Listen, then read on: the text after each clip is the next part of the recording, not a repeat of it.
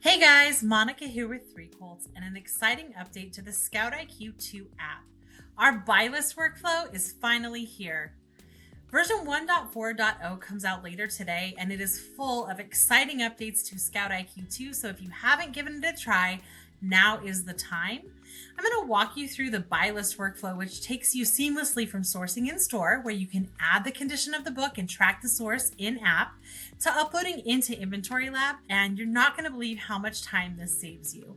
So let's check it out. One quick note is that I'm using a test version of the app that is not paired with Amazon, so you will notice that my Amazon restriction checks aren't showing and that I don't get a green accept recommendation, but of course with the typical version of the app that will not be the case.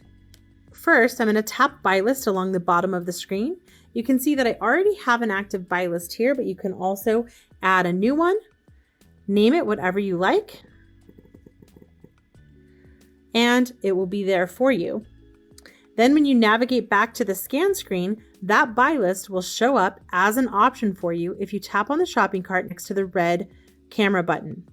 You see the newly created list is the default, or I can use the list I've already been working on. Now, once I scan an item I want to add to the buy list, I just tap the shopping cart button next to the red camera button and add it to my buy list. The cost per unit is the buy cost I entered. I can customize the tax code used.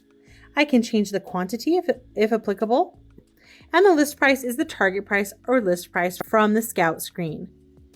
I can also add the source or the supplier where I bought this item. And once you've typed in a source, it will save and you can use it for future items. You can also set your condition in field.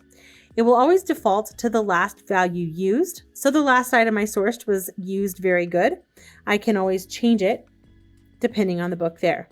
And of course, if I have any condition notes, I can type those into the notes box. Once I'm happy with my item, I just tap add and it goes on to my buy list.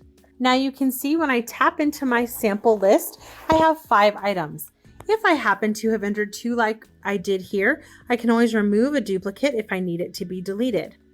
Tapping into the buy list will also give me the opportunity to edit any information that I might not have gotten correct at the time of entry. From this screen, I can also tap the download CSV button in the upper right corner and save the buy list wherever I want.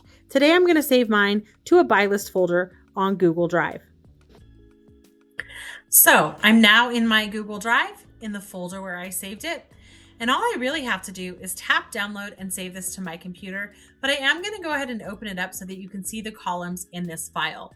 If I right click on my CSV file and go to open with, I can open it in Google Sheets.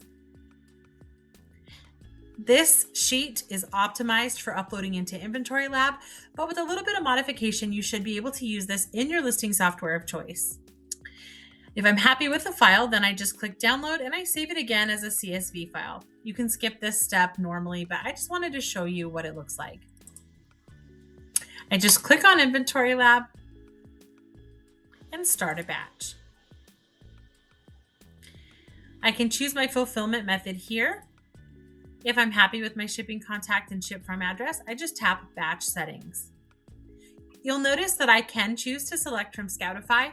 We don't have the option to select from ScoutIQ 2 just yet, but that is something we are hoping to add in the future. For now, let's just check select from file and click here to find my buy list and upload it.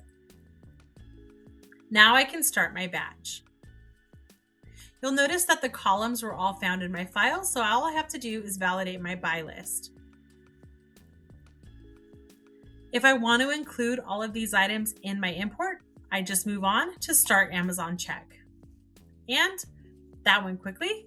Now all I have to do is add my buy list to a batch.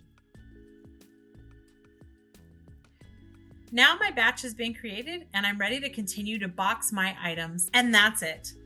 This workflow really is a game changer if you're sourcing with ScoutIQ and listing with InventoryLab. And the buy list is designed to work with your listing software of choice, although you might need to modify the file a little bit if you're not using InventoryLab. Look for an updated ScoutIQ 2 walkthrough in the next couple of weeks. which will include all of the updates that were a part of 1.4.0 and tell you a little bit about the other changes coming soon in the ScoutIQ 2 app. Thanks for watching and happy scouting.